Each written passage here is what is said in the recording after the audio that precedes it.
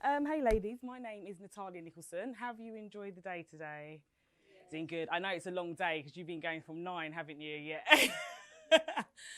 No problem. Don't worry. I'm not going to be here. The good thing is that by staying with me for a little bit longer, it'll be easier for you to get out. So look at it like that. It'll be a painless experience. So I've come here today. Our Peter and myself, we're actually part of the same mastermind group. Which is all about how to get customers online. I just wanted to come here today to kind of share with you what I've been through, what I do, and how I can help you. I just want to start off by talking about, all of you here, for you to have invested in yourselves and even turned up today, you must have some type of burning desire or passion to run your own business, be someone, and do better and achieve all the things that you want to achieve in life. And that's exactly how I felt. So I just kind of want to tell you a little bit about my story of why and how I do what I do. So I just want to take you back to, 25 years ago. Yeah, so when I take you back 25 years ago, I remember sitting in the school library and I remember thinking to myself, right, this is going to be the moment where I'm going to get the advice and what I need to do because I'm about to go and see the careers advice. See, I come from a background that I didn't want to be like my mum and dad. I always knew that I wanted to achieve and do better. I used to watch the Colbys in Dallas, so I always wanted to be like Alexis Carrington and wear red suits and boss men around and thought I'm going to have my own corner suite office. So I've always known for a young age that there's something more to this life. I'm not just meant to survive. I'm just not meant to struggle. I'm meant to do something more. I remember sitting there thinking, right, this is the first time that I'm in a place where someone can advise me how I get on the road or where I want to be. And I remember listening to this girl that was saying, oh, I want to be a truck driver. I remember thinking to myself, a truck driver, why on earth would you want to be a truck driver, especially as you're a girl? A lot different in those days than it is now. There's not all the single gender stuff going on. So when it was my turn, I remember thinking, right, I'm going to impress her because I sure want to be more than a truck driver. I remember saying to her that, I want to run my own business. I want to be an entrepreneur. I remember telling her I want to be a millionaire. And I remember her looking at me like I was absolutely nuts. And at this time, I'm like 15 years of age. I remember her saying to me, well, I think you should set your sights a little bit lower. Maybe if you thought of an administrator. And I was like, well, if I didn't want to be an entrepreneur or a businesswoman, maybe like a lawyer. And she said, do you know how long it takes you to be a lawyer? I think that's a bit too far out of your reach. Maybe a social worker. That's still going to be really hard, but maybe you're about to achieve that. And even though I might have been 15 years of age, have any of you ever felt like you've had a dream where you want to do something and there's people around you, influences around you, whether that be teachers, parents, families or friends, that will just make you feel that what you're thinking and what you do is just absolutely left wing. You're never going to achieve it. Why are you setting your heights so high? Just get a good job, a good income, just be a good girl. And that's how I remember growing up. And for you guys to be in this room, you'd have to fit in the same category of me where you didn't listen. And you thought, right, I'm going to get up and do it anyway. And that's exactly what I did.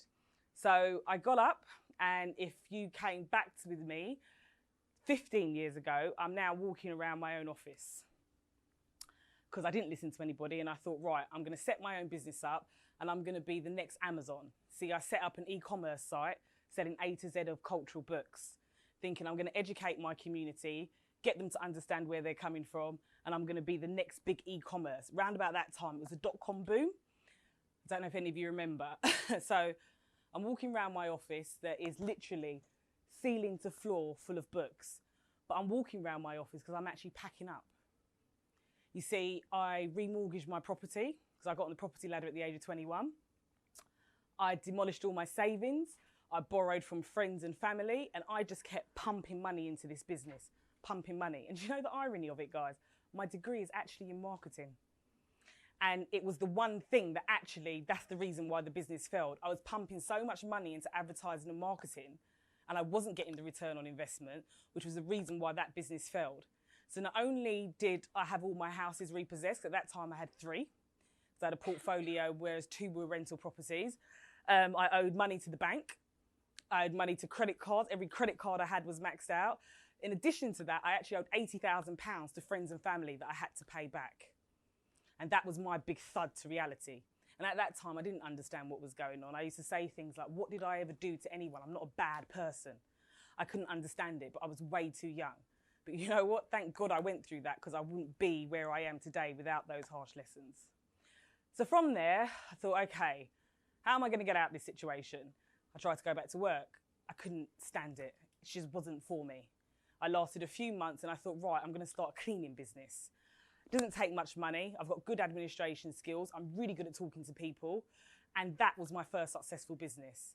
That was the business that taught me operationally, commercially, from a marketing point of view, how to set a business up, how to get customers and understand what profit is. And that's what elevated me to pay back all the money that I owed and put me into a different arena. From there, I had a son. I've now got 3 children, a 1, 3 and 5-year-old. I know, I'm crazy. I know. So when I had children, I had to change career path again. So I decided, you know what? I want to go into business coaching because of what I've learned through the school of hard knocks. I meet all these business coaches all the time and not one of them has run their own business and not one of them can feel the pain that I've felt in terms of going through what I've been through. So from there, I felt lonely again. I thought, how can I be coaching? I'm still not running a business. So then I decided that, right, I'm going to buy some candles and brand them from China and I'm going to become an Amazon seller. It's the information age. So I thought I had a cleaning business. Let me put an online cleaning course together. So now I had to learn how to get customers online. I had to really understand with all the different brands and the big companies out there, how am I going to get people to notice me who don't know who I am to make that revenue? Because now that I'm coaching, I'm even under more pressure. Because when I'm speaking to clients, how do you explain to your clients, well, my business is not doing very well? So I spent the last 3 years training myself, reading everything, going every course you could possibly imagine, and using that information on how to get customers in the information age and applying it to my own online businesses.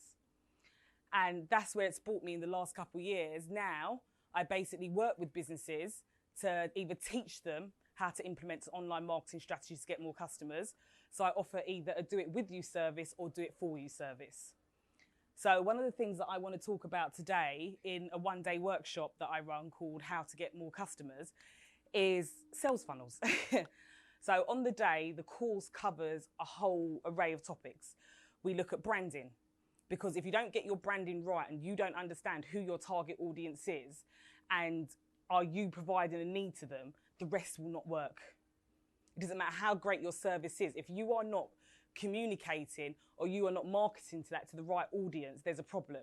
So it has to start with branding. I appreciate some of you might have established businesses, but sometimes you do need to step back, and we look very much about customer avatars, like really understanding who your customer is, not just the demographics of age, income, location, but really looking at, you know, like my avatar for my candles is called Sally. Sally likes to get up every morning. She goes for a half-an-hour jog. She doesn't like children. She likes to soak in the bath in the evening. She's got a demanding job. It's about really understanding who your target audience is and who you're positioning and not operating in a saturated market. How can you make what you do just that little bit different, that you sit outside of a saturated market so you're not in what I like to call bloody waters with all the sharks? We look at your website. Your website is an extension of your brand. How what you do on your website affects how you're found on the internet, search engine optimization.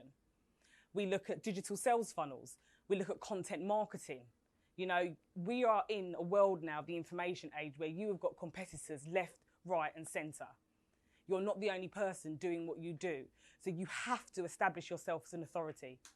You have to be the go-to and the leader and the maverick of what it is that you're doing. And to do that in this day and age, you have to produce content.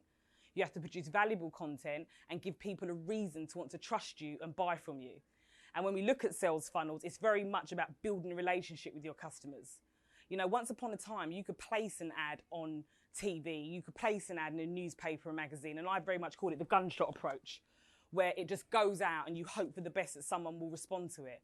But now we've got the internet. Think about TV. On Sky, you've got like, what, 300 odd channels? YouTube, you've got thousands, if not millions, if you want to count other countries. Freeview, it's just such a diluted and big audience now, where the customer has got an array of people to choose and pick from who they're going to buy their services or products. You have to establish yourself as authority. And content marketing is so key. So a big chunk of the day is spent on content marketing and looking at your business and understanding how you can be producing content, what social media platforms will specifically work for your business, how to drive traffic. Once you've driven traffic, how do you then turn that into a lead where you get someone's email address or telephone number? Once you've got that lead, how do you keep marketing to that person? Because not every time you're selling, somebody's ready to buy. And how do you get those leads and then convert them into customers and convert customers into profit? Because that's the name of the game. As much as we're all in business because we love what we do and there's a creativity side to it, we're here to make money.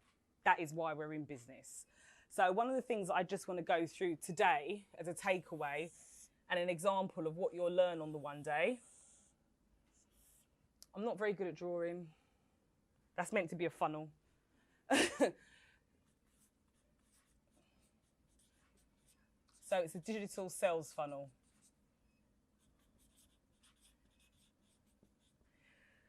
So what ideally you want to do is at this level here, you want to create awareness. So to create awareness, you need to create a lead magnet. That lead magnet is going to be absolutely free. It establishes yourself as an authority. You're giving something away from someone, and we can assume that if you're giving something away from someone, they must be interested in what you're doing. For them to get that lead magnet, they have to leave an email address and name.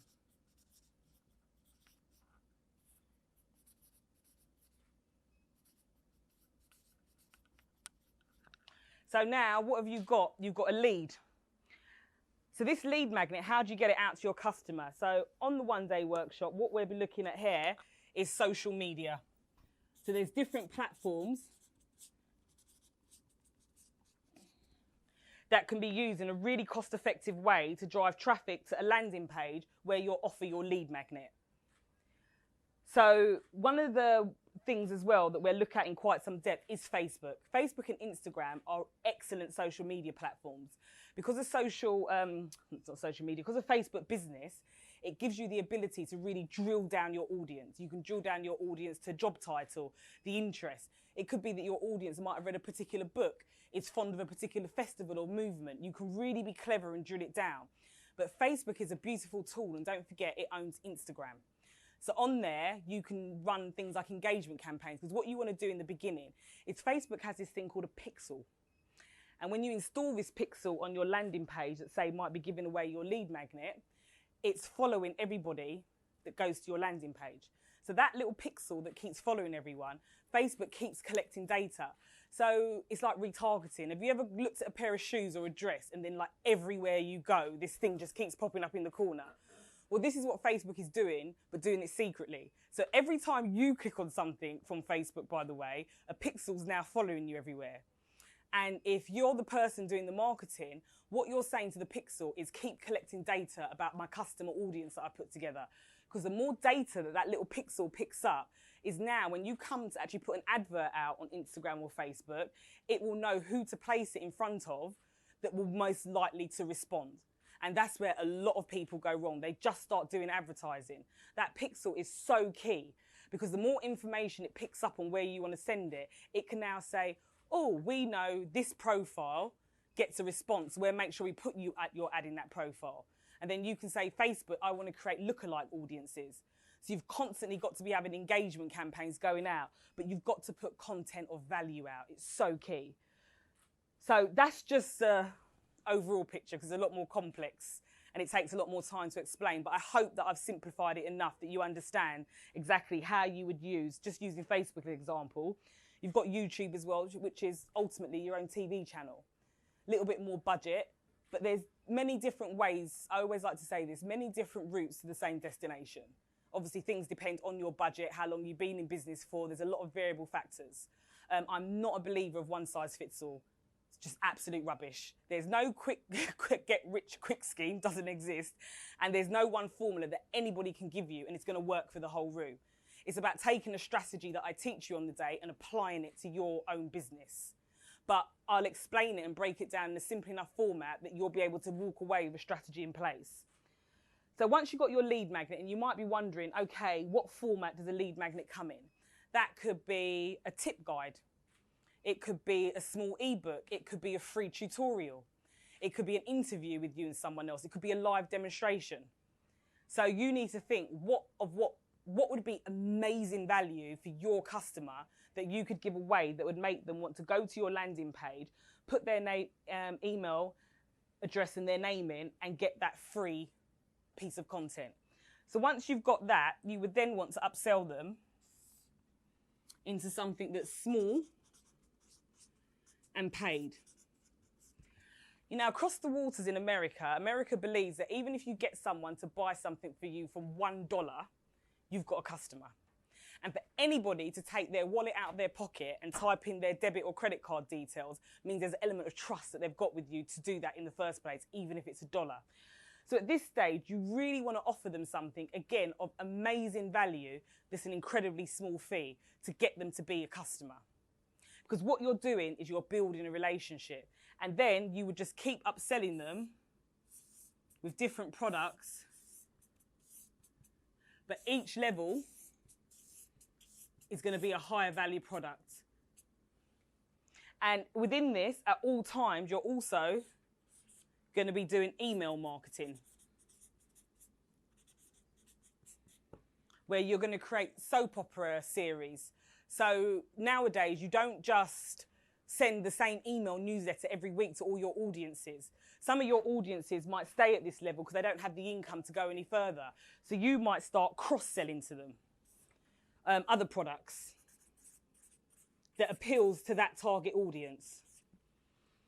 The one here might stay, like I said, not everybody's ready to buy when you're selling. So these ones here might stay here. So you constantly need to be sending email alerts out to them to remind them, I'm here, I'm here. But what you need to put in front of them is a type of product or service that suits them. So now you're not just creating one newsletter per month, you're creating a series of emails, alerts that go out to all your different types of customers to keep reminding that you're there. So for every lead that you're collecting, think of it like a big vacuum in a big massive funnel. And every now and again, one of them will fly out and become your customer.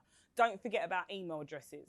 We've reached a day and age where, you know, you'll read a lot online saying, oh, you know, email marketing's dead, no one doesn't open it. No, you've got to talk personally to each one of those customers. You can't bracket all your customers just into one category and think they're the same.